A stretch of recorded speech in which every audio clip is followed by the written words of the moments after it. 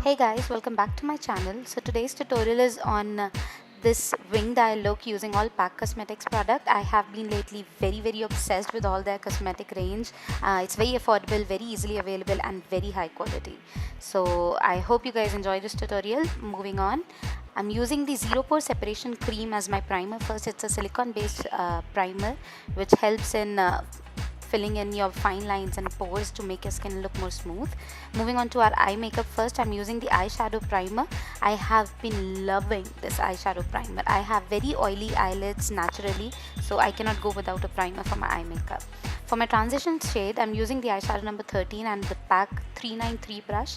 It is a fat fluffy buffing brush, and it is great for applying your transition color. It applies it very blur and very spread out. So I'm just layering the color one by one. I'm not trying to apply too much color in one go.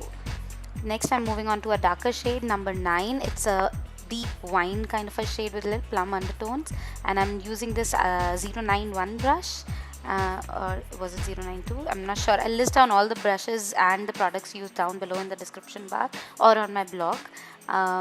So this brush is slightly more pointy than the previous brush, so it applies the color in more precise position. So as you can see, I'm not blurring it out up above in my crease where the transition color goes, but trying to stay within my crease. So that is done with my crease. I'm just applying some compact, some high coverage compact using a flat brush onto my eyelid, because I'm just trying to clean my eyelid and give it a little soft cut crease kind of an appearance. You can also use a concealer to do the same. Moving on to the eyeliner, I'm using a liquid lipstick in the shade 20 from PAC Cosmetics. I'm going to pick the product on this fine eyeliner brush, and I'm going to use this to apply my winged liner. Liquid lipsticks are very long lasting and they set to a matte finish, so I find them working really great as an eyeliner as well. So whenever I find some unique color in my liquid lipstick, I usually bring them home because I see them as an eyeliner as well, and they last pretty long. This, especially the formula from PAC Cosmetics, it's very long lasting. So and it is quite waterproof as well. I would say it's not totally water resistant or totally waterproof, but it does stay through the day, and my wing liner was intact throughout the day. Once the eyes, we'll move back to the eyes later, finishing after the face. I'm using the PAC HD foundation in the shade 3.0.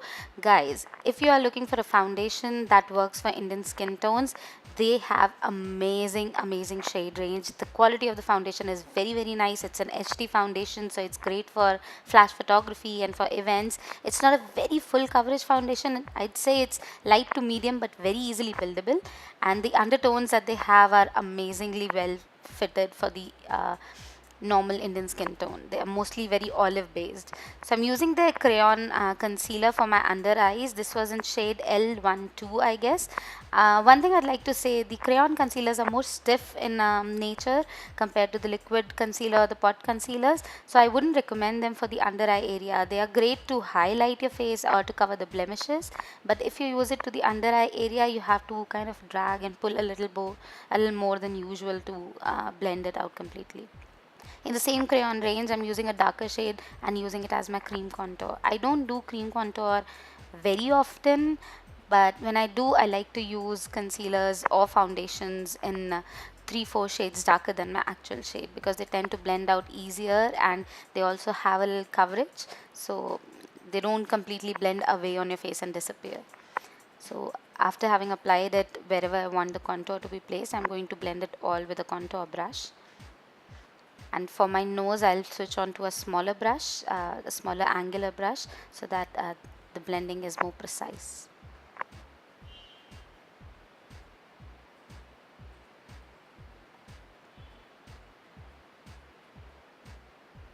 Moving on to baking, I'm using the PAC translucent powder in the shade number 4. Number 4 is a bright yellow banana powder. If you are my complexion or darker, this powder is great for highlighting your face, but if you are from a fair to light color family, I think it'll be a little too yellow for you.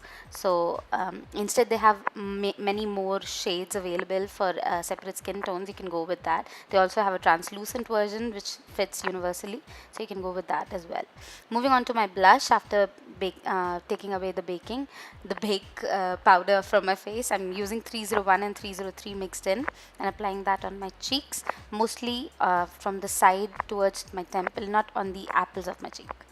Moving back to the same plum wine eyeshadow I used in my crease, I'm going to very tightly apply it on my lower lash line and then blend it out with the color that I used as my transition shade.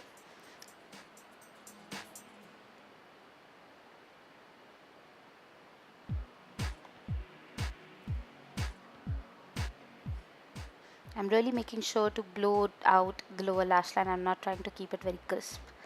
Moving on to the highlighter, which is my favorite part. This is their baked highlighter number 4, and the fan brush as well is from PAC. I always use these highlighters with a fan brush or with a duo fiber brush because they are very, very pigmented. I mean, even if you're trying to be the lightest with your hand, they are still very visible on the face. I love how they look, but if you are somebody who doesn't like striking highlights, I'm not sure if you'll like it. But if you are a fan of highlighters like I am, these are perfect. For my lips, I'm applying a red lip liner. I'll be going on with the same lipstick that I used as an eyeliner.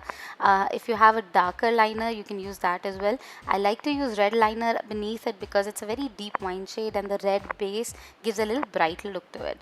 And of course, when you're using darker lip colors, it's always suggested to use a lip liner beneath it because darker shades tend to fade away more unevenly, look crumbly very easily, look patchy very easily. So a lip liner beneath it, make sure that your lip color looks even through the day.